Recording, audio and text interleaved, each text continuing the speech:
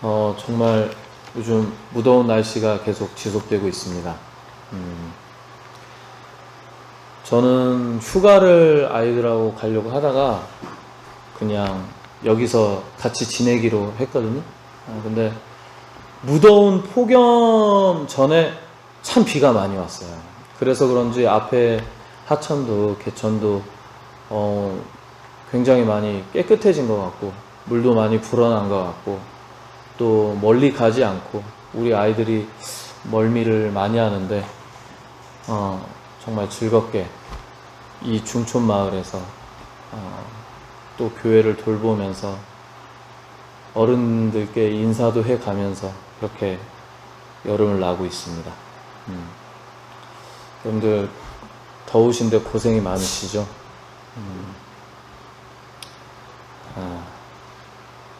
겨울이 더 좋은 것 같아요. 어제도 집에 있는데 그 검정색 시커먼 애벌레가 그 거실 위를 막 기어다니더라고요. 우리 김보라 사모는 그 벌레를 또 밟았어요. 자기가 밟은 줄도 모르는데 밟았어요. 네. 벌레가 너무 많더라고요. 왜 그런지 모르겠네. 오늘 제목은 하나님의 목적 그리고 나의 목적입니다. 사람들은 각자의 목적이 있죠. 하나님께서도 인간을 만드신 목적이 있고 우리가 태어나 살아가며 하나님의 목적에 부합하는 삶을 살길 바라시는 그런 하나님의 목적이 있습니다. 사실상 현재 많은 사람들의 삶의 목적은 물질을 빼놓을 수가 없죠. 물질이 꼭 나쁜 것은 아닙니다. 물질이 있어야 우리가 삶을 살아갈 수 있고 물질이 있어야 자식도 키우고 먹고 입고 잘 수 있으니까요. 그런데 우리가 그 물질만을 삶의 목적에 둔다라면 굉장히 불쌍한 사람이 되겠죠. 마음이 피폐해지겠죠. 의사가 꿈인 사람은 인류의 목적으로 의사를 꿈꾸는 사람도 있지만 존경받고 또 돈을 많이 벌기 위해서 의사가 꿈인 그 직업을 꿈으로 선택하는 사람들도 있을 것입니다. 언제부턴가 우리 자녀들, 우리 청년들이 꿈이 무엇입니까? 라고 물어보면 다 직업으로 얘기를 해요. 그죠? 뭐가 되고 싶습니다. 뭐가 되고 싶습니다. 항상 그 직업에 딱 묶여 있어요. 근데 뭐 자연을 보호하고 싶다든지 사람을 살리고 싶다든지 병든 사람을 치유하고 싶다든지 아니면 또 사람들에게 기쁨을 주고 싶다든지 이런 동사적인 꿈은 온데간데 없고 그저 그 직업을 얻으면 꿈이 이루어지는 것으로 착각하며 살아가고 있는 것이 현실입니다. 꿈이 직업이 되기보다는 동사가 되어야 하는 이유는 선택의 폭이 넓어지고 어떤 특정한 직업뿐만이 아니라 그 일을 할 수 있다는 그 생각에서 벗어나 다른 가치관이 있는 그 직업, 일에도 그 눈과 마음이 열리게 되는 것입니다. 그리고 나와는 다르지만 다른 직업과 그런 가치관을 가지고 있는 타인의 마음에도 그게 포용력이 더 넓어질 수 있다는 것이죠. 폭이 넓어지기 때문에 실수를 하더라도 크게 좌절하지 않습니다. 또 도전할 수 있습니다. 꿈을 위한 길은 여러 갈래로 나눠져 있음을 알기 때문입니다. 꼭 사람을 치료하기 위해서 의사만 되어야 될까요? 간호사가도 있죠. 그죠? 이렇게 하나씩 생각해 하다 보면 소방관도 있을 수 있고, 그죠? 네. 사람을 살릴 수 있는 길은 여러 가지가 있습니다. 그래서 우리가 꿈을 이야기할 때 직업이 아니라 동사가 되어야 되는 것입니다. 하지만 아름다운 꿈 이전에 인류의 시작은 죄로부터 시작이 되었습니다. 과일 하나에 모든 삶을 무너뜨리는 어리석은 선택을 인간은 하게 되었습니다. 그리고 그렇게 인류는 시작이 되었어요. 인류 시작의 처참한 목적에는 인간의 욕심이 들어가 있었습니다. 하와가 사탄의 말을 듣고 하나님과 같이 되고 싶었어요. 우리 6절 말씀을 보시면, 자, 나무를 보니까 어떻다? 먹음직하고 보암직하다. 그리고 막 탐스러워. 눈으로 보면은 참 이 견물생심이라고. 뭔가를 보게 되면은 갖고 싶은 게 또 인간의 마음이에요. 물질에 대한 욕심으로 물질을 가지면 자신의 신분이 높아지고 권력과 능력과 지혜를 얻기를 바라는 것이 하와의 마음뿐만이 아니라 인간의 마음이다 라는 것이죠. 우리 현대를 살아가는 현 시대의 사람들은 어떻습니까? 우리 좋은 명품백 하나씩 들고 싶죠? 명품백 들고 싶죠? 아닙니까? 뭐 명품백도 막 그렇잖아요. 뭐 프라다냐, 뭐 루이비통이냐, 뭐 구찌냐, 막 그러면서. 또 남자들은 얼마나 좋은 차를 타느냐, 벤츠냐, 뭐 벤틀리냐, 뭐 롤스로이스냐. 얼마 전에 또 무슨 사건이 났어요. 음주운전을, 아니죠, 마약을 한 20대 청년이 롤스로이스라는 엄청 뭐 6억대 차인가? 그런 차를 타고 사람을 치었죠. 근데 무슨 법인, 무슨 법인이라 그러나, 변호사 뭐 법인을 써서 풀려났다고 해요. 참 어이가 없는 현실입니다. 돈이면 다 되는 세상. 이런 세상이 과연 정의롭다고 생각하세요? 아니죠. 불합리하다고 생각하잖아요.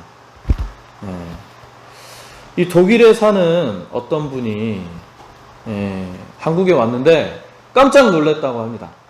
이 벤츠가 어느 나라 차냐면 독일 차예요. 독일 차. 현대가 한국 차인 것처럼. 근데 독일에서도 그 벤츠 중에 제일 최고급 사양인 S클래스라는 차가 있는데 한국에 왔더니 그 차가 너무 많이 보이더래요.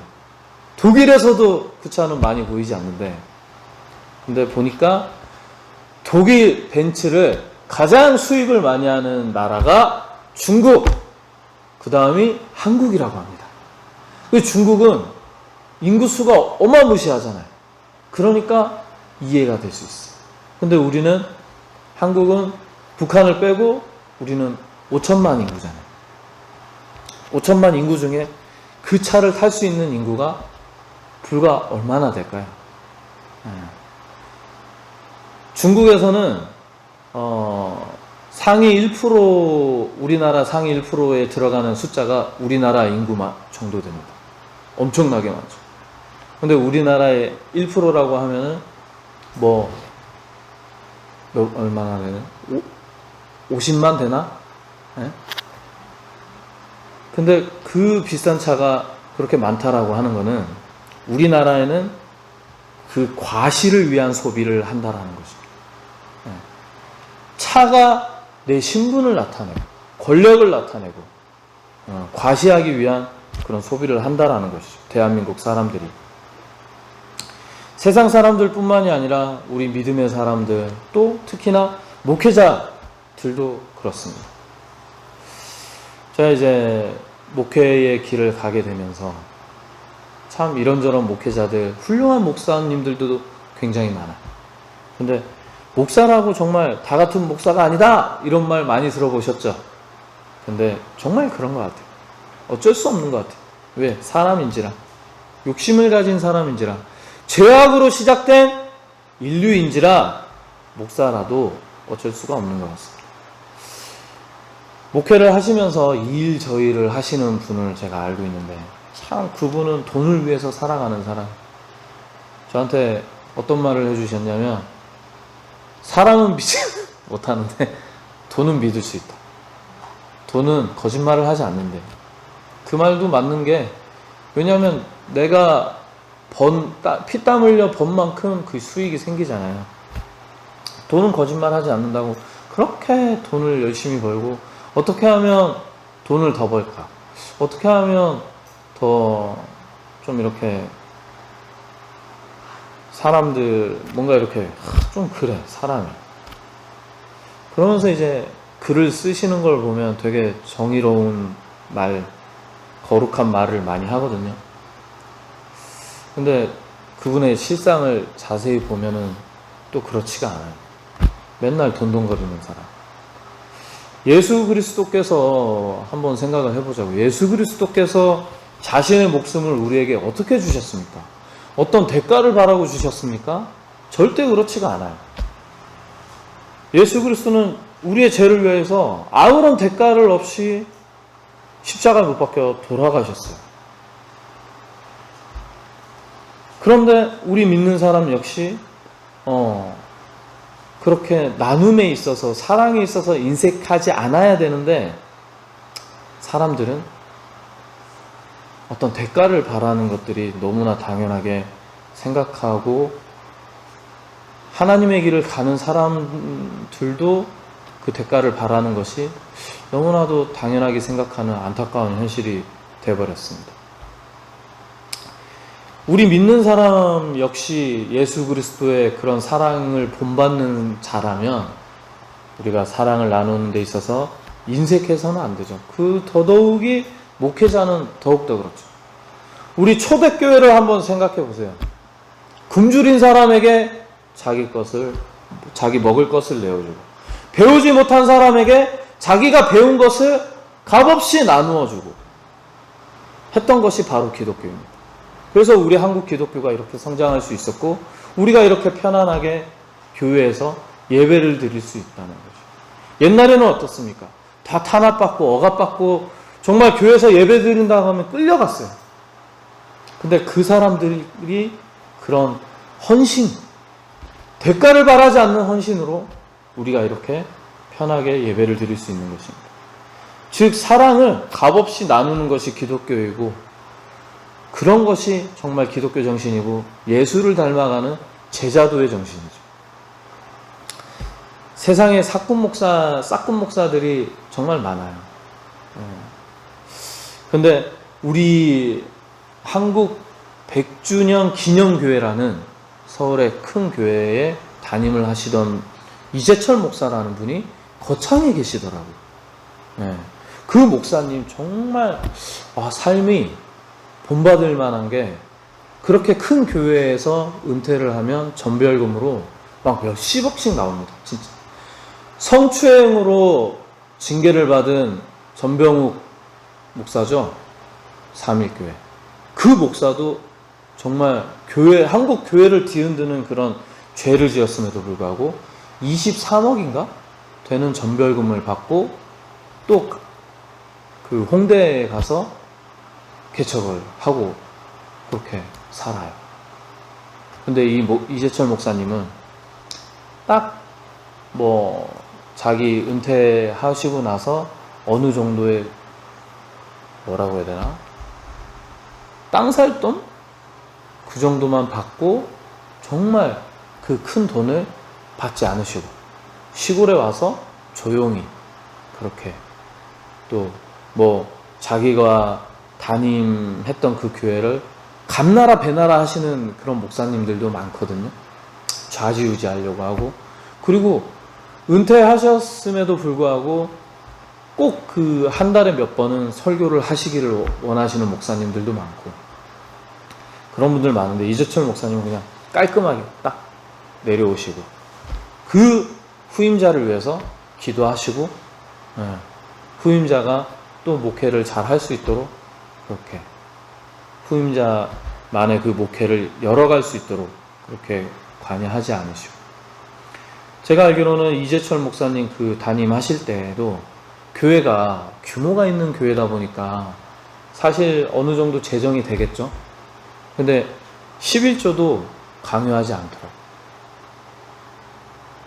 11조도 꼭 내라는 말씀도 하지 않으시고 생활이 어렵고 그러면 11조 내지 말라고 그렇게 말씀하신 목사님이더라고요. 굉장히 제가 본을 받고 자극을 받았습니다. 이런 목사님들도 있어요. 근데 세상은 자극적인 걸 좋아하잖아. 그 미디어가 정말 우리가 목사라는 그런 어떠한 고정관념이 있는데 선하고 거룩하고 섬기고 그런 사람들이 더 부각되는 것이 아니라 그 반대되는 사람들이 오히려 더 부각되는 시대가 되었다라는 거죠. 왜냐하면 더 자극적이고 사람들이 그걸 더 선호하니까. 믿는 사람들이 이래서야 되겠느냐는 것입니다. 하나님께서 분명히 이 상황을 보시고 슬퍼하실 것입니다. 하나님 이름 안에 우리가 화평을 누리면서 살아가면서 하나님 이름을 팔아가지고 자기 욕구와 주머니를 채우는 사람들이 너무나도 많아요. 현대판 아담과 하와인 셈입니다. 하와가 사탄 뱀의 말을 듣고 선악과를 따먹고 아담에게 나눠주었죠. 그죠? 그 대가로 인류가 시작되고 지금까지 여성은 얼마나 많은 억압과 탄압과 손가락질과 욕을 먹고 살아왔습니까? 더러운 죄인의 낙인이 찍힌 채 여성들이 살아왔습니다. 보세요. 인간이 얼마나 더러운지 무서운지. 아담이 그 유혹을 받고 아담이라고 그 유혹을 버텨냈을까요? 아담이 그 사탄의 지목을 받았더라도 인류의 역사의 시작은 비슷했을 거예요. 아마.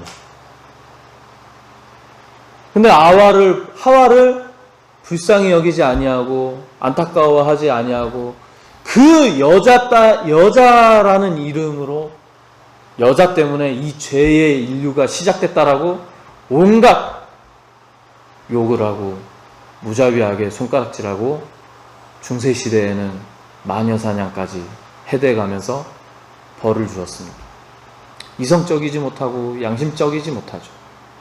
우리가 진짜 예수 그리스도의 사랑을 받았더라면 하와를 바라보는 그 시선이 달라야죠.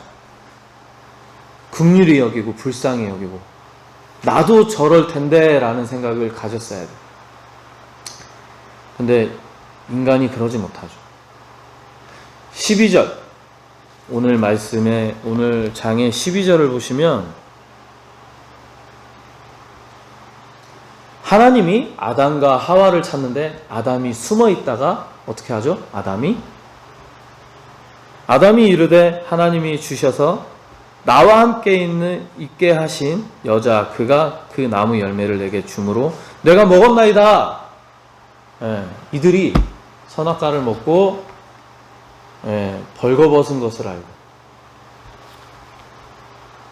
숨었죠. 하나님을 피해서 숨었는데 하나님이 찾습니다. 근데 아담이 이렇게 대답을 해요. 여자 탓을 해요. 여자 탓을. 자기가 먹었음에도 불구하고.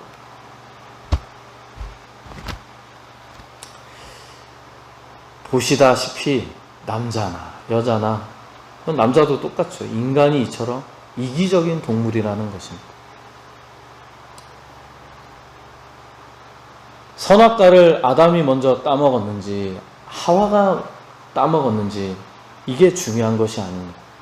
하나님께서 자기의 형상대로 지음받은 그 인간이 하나님의 뜻에 따라 하나님을 기쁘시게 하고 영광을 올려드리는 그런 찬양을 올려드리는 삶이 돼야 하는데 인간은 하나님이 인간을 위해 만들어주신 그 선물에 창조주 하나님보다 물질을 더 섬기고 또 그 목적을 물질에 두고 하니 하나님께서 슬퍼하시는 것입니다. 에덴 동산의 당시 상황을 보자고요. 동물들이 있고 먹을 것들이 있고 기후도 온난하고 그 상황으로 따져보면 자동차도 필요 없고 비행기도 필요 없고 명품 핸드백도 필요 없는 시대예요. 그 인간이, 이 아담과 하와가 사실상 살아가는 데 있어서 부족할 것이 없는 상황이었는데, 게다가 그 하나님이 만들어주신 그 세상의 통치자였는데, 그랬음에도 불구하고 선악과 외에 금지된 것이 없음에도 불구하고 결국 자신의 욕심에 따라 하나님 말씀에 불순종한 결과를 초래하게 되었습니다. 이사야 말씀입니다. 이사야 46장 3절에서 4절 말씀. 야곱의 집이여, 이스라엘 집에 남은 모든 자여, 내게 들을지어다. 배에서 태어남으로부터 내게 안겼고 태에서 나무로부터 내게 업힌 너희여, 너희가 노년에 이르기까지 내가 그리하겠고 백발이 되기까지 내가 너희를 어떻게 한다? 품을 것이라. 내가 지었은즉 내가 업을 것이요 내가 품고 구하여 내리라. 하나님께서 여러분들의 인생을, 여러분들의 삶을 책임져 주신다는, 어떻게 책임져 주신다? 끝까지 책임져 주신다는 말씀을 하고 계시는 거예요. 그러니까 예수 그리스도를 이 땅에 보내시고 하나밖에 없는 자기 독생자 아들을 십자가에 그렇게 피 흘리시며 돌아가게 하신 것입니다. 왜? 우리를 위하여, 우리의 죄 때문에 하나님께서 우리의 삶을 책임져 주시려고 그렇게 하셨다는 것이에요. 우리가 죄를 짓고 우리가 수도 없이 죄를 지었음에도 불구하고, 그럼에도 하나님께서는 지금도 우리에게 스스로의 양심을 통해, 하나님의 말씀을 통해, 여러분들의 기도를 통해 자신의 목적대로 살길 바라는 마음으로 끝까지 우리를 포기하지 않고 사랑으로 누구의 손을 잡고 계신다? 우리의 손, 내 손을 잡고 계신다라는 것입니다. 그런데 우리 인간은 아직도 철부지 어린 아이와 같이 이리 뛰고 저리 뛰고 부모의 말씀을 듣지 않는 이 어린아이와 같이 천방지축으로 살아서는 안 되지 않겠습니까? 인간의 목적은 물질이 되어서는 안 됩니다. 물질은 그저 내 하나님의 목적을 이루어가는 수단인 것이죠. 인간의 목적은 또한 내 욕심을 채우기 위해서는 그 목적이 되어서는 안 됩니다. 우리의 목적은 나만 잘 살고 나만 편하고 배부르기 위한 이기적인 목적이 되어서는 안 된다라는 것입니다. 하나님의 선을 이루기 위한 이 목적이 되어야 합니다. 우리가 이 땅에 태어난 것은 하나님의 목적에 의해서 태어났어요. 인간이 하나님의 입장에서 봤을 때 우리는 목적에 있게 태어났지만, 인간 개개인을 봤을 때 인간이 목적에 의해서 태어나나요? 그러지 않습니다. 인간은 부모의 사랑에 의해서, 자기의 선택에 의해서 태어나는 것이 아니라 세상의 선물로서 이 세상에 태어나게 되는 것이죠. 인간은 목적을 가지고 태어나는 것이 아닙니다. 우리의 인생은 하나님께서 나에게 주신 삶이 무엇인지 찾아가는 과정이 되어야 되고 여정이 되어야 합니다. 하나님의 그 선하신 목적 중에 하나님이 나에게 주신 달란트가 무엇인가? 내가 이 땅에서, 이 마을에서, 이 지역에서 나의 이웃들과 내가 어떠한 목적으로, 그 하나님의 선을 이루기 위한 어떠한 목적으로 살아가는지, 구체적인 목적을 내가 스스로 찾아가야 되는 것입니다. 인간은 태어난 목적보다는 살아가는 목적에 초점을 맞추어야 합니다. 태어난 목적에 치중하다 보면 공백이 생기기 마련입니다. 하지만 하나님께서 원하시고 바라시는 그 선한 삶을 살아가는 목적에 초점을 둔다라면 그 공백을 메꾸게 되는 것입니다. 믿음의 사람, 우리 정원옥, 이명순, 박선숙, 민은이, 김보라, 오지환, 오르난, 오배, 전용선, 하나님의 참된 자녀이자 예수 그리스도의 참된 제자 정원옥, 이명순, 박선숙, 민은이, 김보라, 오지환, 오르난, 전용선, 하나님의 목적대로 사는 우리 정원옥 집사님, 이명순 집사님, 박선숙 집사님, 민은희 집사님, 김보라 사모님, 우리 오르난 어린이, 그리고 전용선 할머니, 그리고 오지환이 되기를 간절히 소망합니다.